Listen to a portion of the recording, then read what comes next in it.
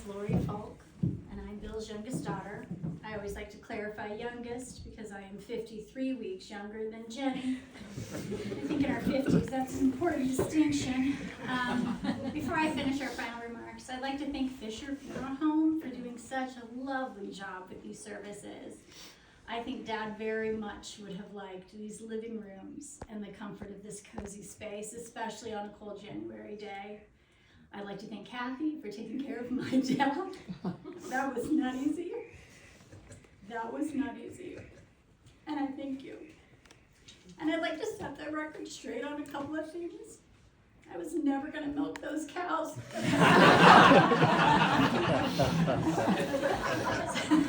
I am the youngest, and that was going to happen.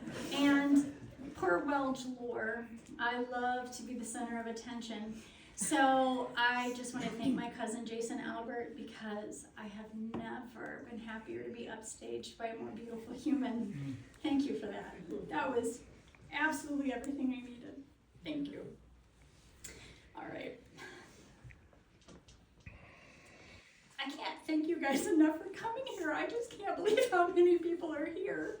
I will take this memory with me on this cold winter's day to honor my dad's extraordinary life. It's probably not how you intended to start your new year, so it means so much to me that you came. I tell everyone when I speak publicly that I have a disorder known as sweaty eyeball syndrome. It doesn't bother me at all. I don't want you to feel uncomfortable. So if you also suffer from sweaty eyeball syndrome, it's totally fine. Feel free to cry right along with me. It doesn't bother me at all. I believe showing up for others, even if it's messy, is the only answer to suffering. I think many of you know, I think some of you know, I work in hospice. And in this field of nursing, I often use water analogies with patients and families, specifically rivers. So I want to invite you into a story that I hope will bring you comfort and perspective.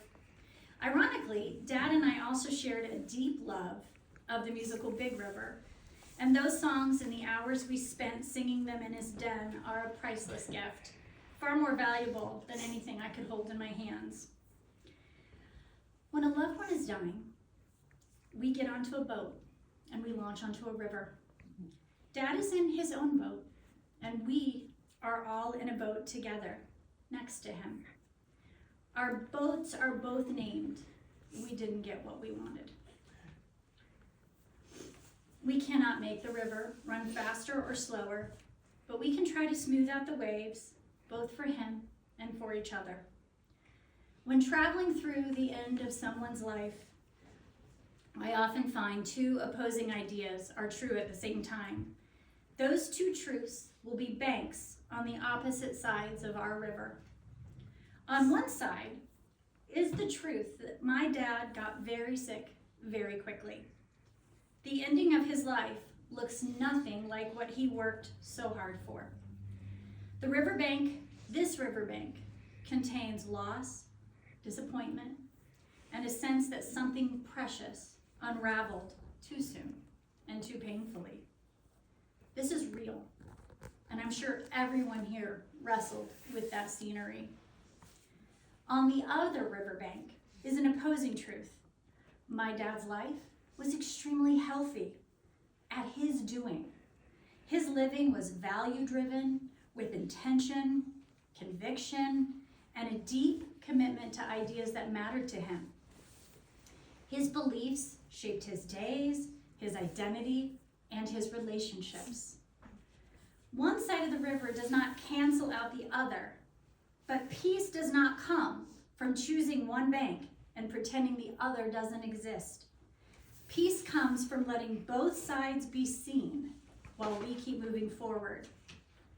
The ability to view and hold these two truths at the same time shows us how complex grief can be, and that no person is a problem to be solved or a story that can be simplified. As we continue down the river, we don't have to resolve these tensions. We do not have to explain them away. Love and grief can and do coexist. We can allow the banks to exist, and we will stay in our boat together, comforting each other in the hardness that health and illness share the same story. A life is no less meaningful just because the end is deeply painful. Dad's river narrowed so much in his final years, but that does not detract, nor should it distract from the decades of wide river life he enjoyed. His illness belongs to this story, but it is in no way the whole of it. Now here's the hard part. We thought we had more river ahead of us. But Dad turned out to be a human being doing human things in a human body after all. Dad will have to navigate onward down his own fork in the river while we move into, and most importantly through, grief. It's easy to get stuck in eddies, taken under by rapids, and exhausted from the rowing in brackish waters. That's why we're in a boat together. No one should navigate grief alone. I hope we check in on each other, speak his name, and see him in our walks to the woods, during the workouts. I promise I'll do some. And remember that goofy smile he'd make when a plate full of vegetables was set before him. We didn't get what we wanted, but equally, we did not lose everything he gave us. The Aztecs had a belief system about death that I absolutely adore. They believed that when a loved one dies,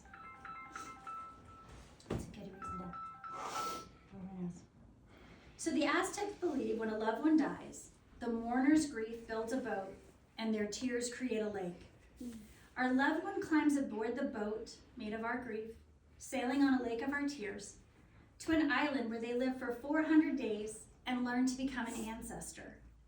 After that time, our relationship with Dad begins anew. He will know how to communicate with us, if only we can learn how to listen. I invite you to listen with me to the world around and within us, for the signs that a precious part of Dad remains. I will miss both his certainty and his searching. I will miss his laughter. I will miss the way he hopped around on his feet when he was happy, and his ability to piss me off without even noticing. I am too a Welge, yeah. I wish I had more time, but the time I had was extraordinary. So I'll end with the lyrics from Free at Last from Big River. I wish by golly I could spread my wings and fly, and let the grounded soul be free for just a little while. To be like eagles when they ride upon the wind, and taste the sweetest taste of freedom for my soul. Then I'd be free at last, great God Almighty, I'd be free at last.